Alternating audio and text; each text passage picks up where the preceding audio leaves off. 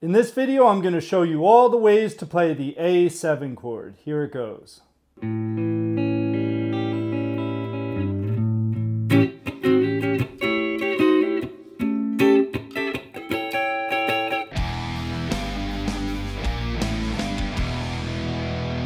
Hey everyone, this is Mike from Guitar Essentials, and in this lesson I'm going to show you how to play the A7 chord, or also called the A dominant 7th chord. And before we get started, make sure you hit that subscribe button and leave a comment saying that you subscribed.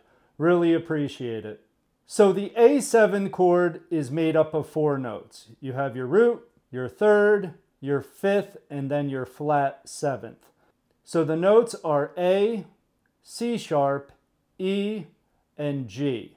This chord has a very bluesy sound and could be used in the blues, but it could also be considered the 5 chord of the key that you're in.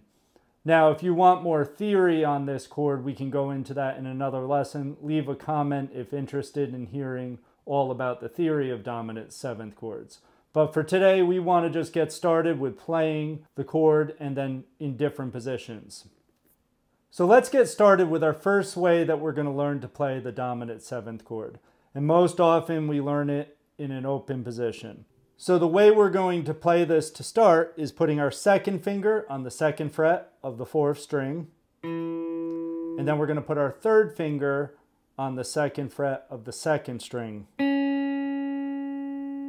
And then we're going to do a down strum from the 5th string to the 1st string.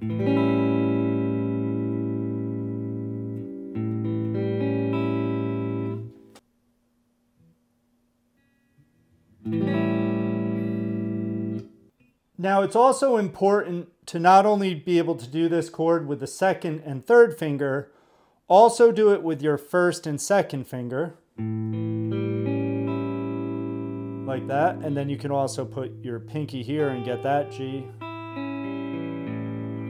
And then the other way is with fingers 3 and 4. And I'll show you in a second why you want to do that. It's a great finger exercise to go 1, 2, 2, 3, and then 3, 4. The reason why we want to do 3rd and 4th finger is that can move up to the 14th fret and then you bar the 12th fret. And that's one of the shapes that you're going to want to know. That's the A shape from the cage system.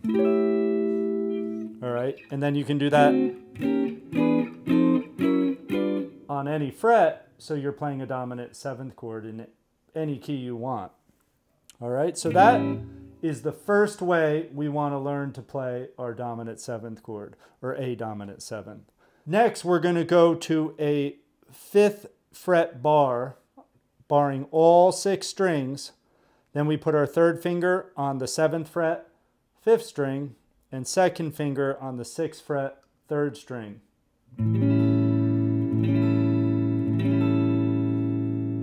And then you could also add your pinky to the 8th fret 2nd string to give a different color. And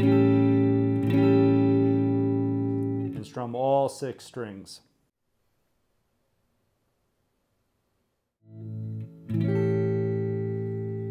So that chord's built off the cage system, the E shape.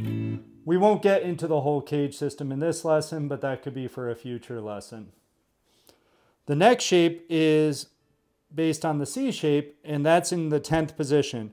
So we'll start with our 3rd finger. We're going to go on the 5th string, 12th fret. Then with our 2nd finger, we're going to put it on the 11th fret of the 4th string. Then we're going to put our 4th finger, or pinky, on the 12th fret of the 3rd string. And then we're going to put our 1st finger on the 10th fret of the 2nd string. You might have learned this chord shape when you first learned C7. So this is the C shape. You just move that up to the 10th position. Remember, positions where your 1st finger lies. And then you're going to strum strings 5 to 2.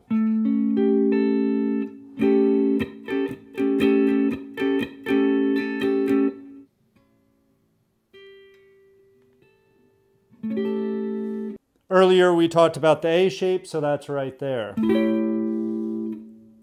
So the next 4 shapes that we're going to learn are on 4 strings, the 4th string to the 1st string, and the first one is in the 2nd position here, where we bar 4 strings on the 2nd fret with our 1st finger, and then we put our 2nd finger down on the 3rd fret on the 1st string on that G note, and we only strum 4 strings. This could be considered the 2nd inversion because E is in the bass. You don't need to worry about that theory, but just learn the chord shape and know that this is an A7 chord. You'll see in the chord charts that all the notes that are in red, those are your root notes. So that's the most important note to know, that that's where the A note lies. So the next one would be where you bar the 5th fret and then put your 2nd finger on the 3rd string 6th fret and strum those 4 strings.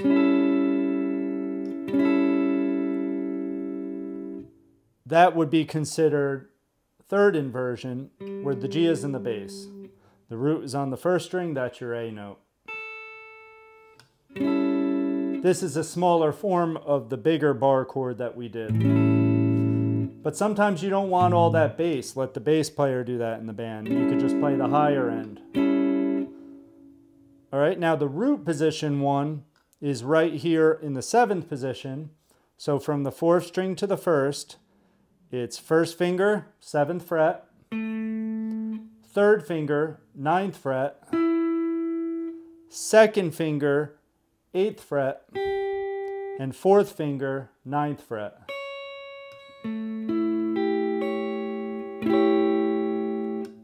And you may know this shape if you take your 1st finger off, slide it all the way down. You may have learned D7 that way. So we're just adding that 1st finger. You can play any key, any pitch of the 7th chord. In this case, we're doing it in A, and your root note is in the bass. So that's root position. Now the next one is in the 10th position, and it's kind of like the one we did with the C shape here, where you could just move your 3rd and 4th finger. And then you have that shape. But we'll start it from our lowest note. We have 2nd finger on the 11th fret, 3rd finger on the 12th fret, 1st finger on the 10th fret, and pinky or 4th finger on the 12th fret.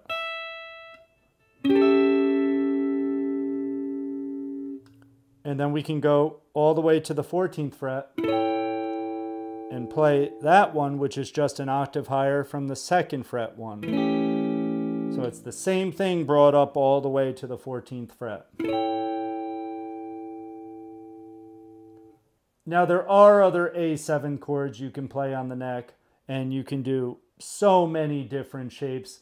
These are the common ones that I think you should learn first before you start learning all these different shapes, like for instance, learning one that's like this. Really cool sounding one, interesting shape, but it's a little more complex. So what I would do with all these chords that I gave you is take the first one I gave you, make sure you know that. Go through the lesson and learn the shapes that you like and you can incorporate into your playing. You don't have to learn all of them at first, but learn 1 or 2 and then add one into your arsenal of chords that you know, and then go from there. For a free PDF of my chord charts, check out the link in the comments. Hope you enjoyed this lesson. Please like and subscribe, and we'll see you in the next lesson.